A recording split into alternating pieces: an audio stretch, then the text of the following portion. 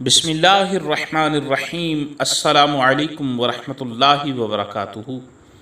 तमाम मुअज़्ज़ज़ सामईन व नाज़रीन को इन्फॉर्मेशन पॉइंट के प्लेटफॉर्म पर खुश आमदीद।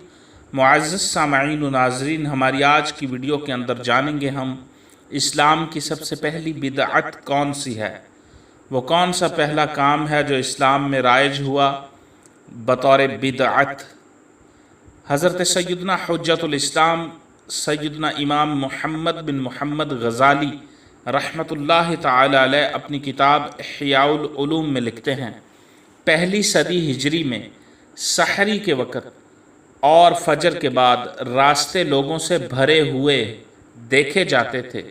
वो चराग लिए हुए नमाज जुमुआ के लिए जामे मस्जिद की तरफ जाते, गोया ईद का दिन हो, हत्ता कि ये यानी नमाज जुमुआ के लिए जल्दी जाने का सिलसिला ख़त्म हो गया।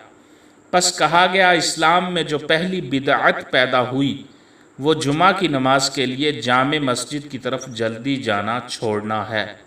अफसोस मुसलमानों को यहूदियों से हया नहीं आती कि वो लोग हफ्ता और इतवार के दिन अपनी इबादत गाहों की तरफ सुबह सवेरे जाते, नीज़ दुनिया के तलबगार ख़रीद व फ़रोख्त और दुनिया के मुनाफे के हुसूल के लिए सवेरे सवेरे बाज़ारों की तरफ चल पड़ते हैं, तो आखरत तलब करने वालों इनका मुकाबला क्यों नहीं करते।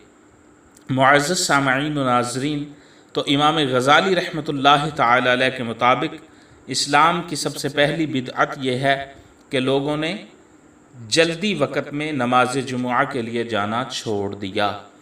पहले लोग फजर के वक़्त और तहज्जुद के वक़्त ही जुमा की नमाज के लिए जामे मस्जिद की तरफ चल पड़ते थे और मस्जिद में बैठकर जुमुआ की नमाज का इंतज़ार करते थे। तो इस्लाम में सबसे पहली बिदअत ये ज़ाहिर हुई कि लोगों ने जल्दी जामे मस्जिद की तरफ जाना छोड़ दिया।